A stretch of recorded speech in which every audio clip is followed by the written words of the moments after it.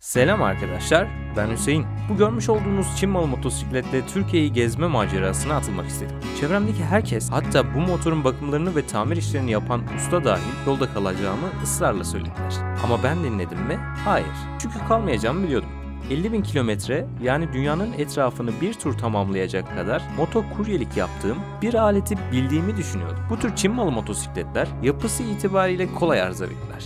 Ama bu motosiklet bir haftada şehir içinde 1000 kilometre yol yapan bir taşıt. Genelde arıza vermeden önce hissettiriyor. Bu yolculuğa çıkmadan önce yolda kalmamak için kendime 2 tane önlem aldım. Birinci önlem motosikletin genel bakımlarının yapılı olmasıydı. Bu sorunu çözdükten sonra motosikletle giderken son hızın %20 aşağısında gidip bir tolere payı bırakmalıydım. Çünkü motosikletin en yüksek devir çevirerek gitmesi üstünde şiddetli bir stres yaratacaktı. Ve bu motosiklet çok dayanıklı motor parçalarına sahip olmadığı için bozulabilme ihtimali çok yüksekti. Bu motosikletin stok olarak son hızı 90 km civarı. 90 kilometrenin %20'si 18 eder ve son hız olan 90 kilometreden 18 kilometre daha aşağı bir hızla gitmem gerekiyordu. Bu hızda 72 kilometreydi. Ben de 72 kilometre hızı mecbur kalmadıkça aşmadım. 72 kilometre hızda motor çok strese girmediği için aşırı ısınmayacağını ve hiçbir bakım yapmadan ilk durağım olan İzmir'e yaklaşık 800 kilometre boyunca sıkıntısız gidebileceğimi biliyordum. Bu hipotezime güvenerek yola çıktım.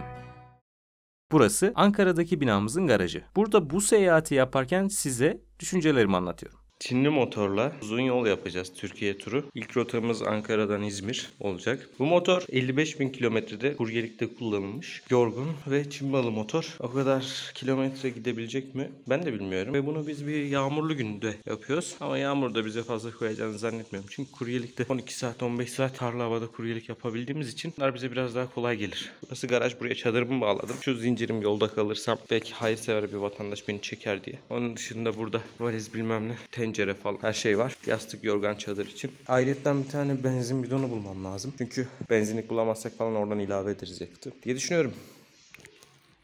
Her düşüncenin doğru çıkmadığı gibi bu düşünce de kısmen yanlış çıktı. Videonun ilerleyen saniyelerinde motorun yol tutuşunu kaybedip yerde sürüklendiğim anları size aktaracağım. Dostlarım, videoya like atabilir misiniz? Kanalımız daha fazla kitlelere ulaşması için like'larınıza ihtiyacım var. Like attığınızı varsayarak çok teşekkür ediyorum. Burada da yola çıkmadan önce benzinliğe uğrayıp benzin problemini çözmeye çalışıyorum. İşte burada yolculuğa başlıyoruz. İlk aksilik aksiyon kamerasının kablosunu kaybetmemle başladı. O yüzden aksiyon kamerasıyla görüntü alamadım.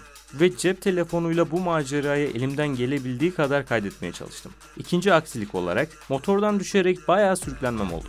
İşte gelin size bu olayı anlatayım. Ben sürekli şehir içinde yoğun trafikte motokuryelik yapmış bir motosiklet sürücüsüyüm. Sıkıntı şu ki benim motosikletle uzun yol tecrübem yok. Bu yolculukta hiç unutamayacağım üzücü bir tecrübe kazandım. Bu görmüş olduğunuz şey tırtıklı asfalt. Arabaların daha iyi zemini tutabilmesi için yapılmış bir şey. Ama aynı şey motosikletlerin aleyhine olan bir durum. Bu tırtıklı asfaltta motosiklet tekeri balık sırtı yapısı itibariyle yol tutuşunu kaybedebiliyor. Ama şehir içinde bu tırtıklı asfaltlarla bir tecrübem olmadığı için bunu bilmiyordum. Ve tırtıklı asfaltlı bir virajda motorun yol tutuşunu kaybetmesi sonucu yaklaşık 50-60 km bir hızla düştüm. Çok şükür ki ekipmanlarım korudu ve ufak sıyrıkla kazayı atlattım. Daha sonra bir tecrübe daha kazandım. 50-60 km gibi bir hızla hayatımda ilk defa motosikletten düşünce yerde sürüklenmeye başladım. Ve sürüklenirken ister istemez ayağa kalkmaya çalışıyorsunuz. Sanki o kısacık anda yerde yatıyormuşsunuz gibi hissedip ayağa kalkmaya çalışıyorsunuz. Ve sürüklendiğinizin farkında olmadığınız için yuvarlanmaya başlıyorsunuz. Gerçekten garip bir deneyimdi. Olayın sıcağı sıcağına hemen kayda almak istedim. Videoda beni yola dökülen yağ kaydırdı zannettim. Fakat sebep yağ değil, tırtıklı asfalttı. Tırtıklı asfaltta yol alırken dikkatli olmak gerekiyor. Hele de kullandığınız motosikletin türü scooterse çok daha dikkatli olmak gerekiyor. İşte düştükten sonra şu görüntüleri kaydedebilmiştim. Arkadaşlar hiç beklemediğim anda viraja girerken su varmış. Arkaya attı, kaydım. Düştüm. Bayağı bir sürüklendim. Yolun ortasından şunu alalım. Wow. Düştüm, bu çıktı. Oh, hiç beklemiyordum. Tam İzmir'e, Ankara'dan İzmir yoluna dönüştü. Bir şey olmadı. Yani bende bir şey yok. Yerde bayağı sürüklendim ha. Bayağı sürüklendim. Şunları bir tekrar motora takayım. Motordan benzin aktı falan. Oğlum var ya şeyle düştüm la. Virajı 60'la falan dönüyordum, 60'la düştüm. Bayağı bir sürüklendik. İşte 60'la falan düştük. Bayağı bir sürüklendik. Değişik bir şey oldu. Bir hasar var mı acaba motorda? Bir kontrol edeyim. Ne olmuş lan? Ya benim lastikler biraz s***dan. Ama bir de ben iyi girmedim viraja. Ben de kötü girdim. Sıkıntı yok gibi ya. Motor hala yürür bu. Benzin aktı arkadaşlar biraz. Şuralara falan çalışıyor mu acaba hala? Şöyle bir problem var. Yağmurluğum yırtıldı. Bacağımın üstüne düştüm çünkü. Görünüyor mu? Hatta şurayı da hafiften yırtıldığını gösterebilecek miyim? Bacağım böyle çok hafif çizildi. Bura iyi kayıyormuş ama. Bak şunları da yeni görüyorum. Kutu sürüklenmiş. Öyle olmuş. Kutumuzun yani sürüklenmiş. Bir de çadırımızın ucundan biraz sıkıntı var. Onun dışında sıkıntı yok. Granajımızın şurasını oturtabilir miyiz tekrar? Oturturuz. Telefonum elimde olunca olmuyor. Vay be. Koruma demiri var ya, olmasa her tarafı kırılırdı ama koruma demiri iyi iş yapıyor. Umarım gidişinde bir sıkıntı yoktur ya, direksiyonda falan. Yoktur. Bir sıkıntı yok. Ucuz atlattık. Verilmiş sadakamız varmış. Evet arkadaşlar, şimdi benzinliğe durdum. İlk hasarımız görmüş olduğunuz gibi egzoz tutucumuz kırılmış. Yağdan kaçak yok, akıntı yok. Vallahi bilmiyorum, yolda gürültü yapar mı, ne olur, ne biter, bir bakacağız. Aslında var ya, ben diğer tarafa doğru düştüm. Yok, bu tarafa doğru düşmüşüm, evet. Şu an şuradaki izlerden anladım. Evet, kırılması normal. Ben diğer tarafa düştüm zannediyorum. Ya yolda mazot mu vardı? Bu kadar kayması mümkün değil. Nasıl bir anda o kadar attı tam anlayamadım. Değişik, yola devam. Motosikletimin çoğu parçası yapboz gibi yola dağıldı. Çünkü ben bu motosikletin arızalarını tamir edebilmek için koltuğun vidalarını ve akü kabının vidalarını takmıyorum. Çünkü bir arıza durumunda hemen müdahale edebilmek için vidaları boş bırakıyorum. Evet, böyle bir şey yapmamak gerekiyormuş, bunu da anlamış olduk.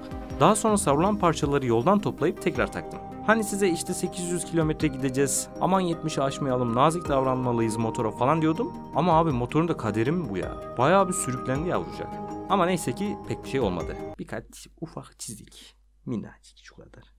Daha doğrusu motorun yürümesini engelleyen bir şeyler olmadı. İşte böyle görmüş olduğunuz tolere payı olan hızlarla geze geze gittim. Bu arada motorun kilometresi 27.000'de değil. Ben yaklaşık bir sene kilometre teli kopuk bir şekilde gezdiğim için aşağı yukarı 50.000 civarlarında. Ve biraz zaman geçtikten sonra Eskişehir'e varabildim.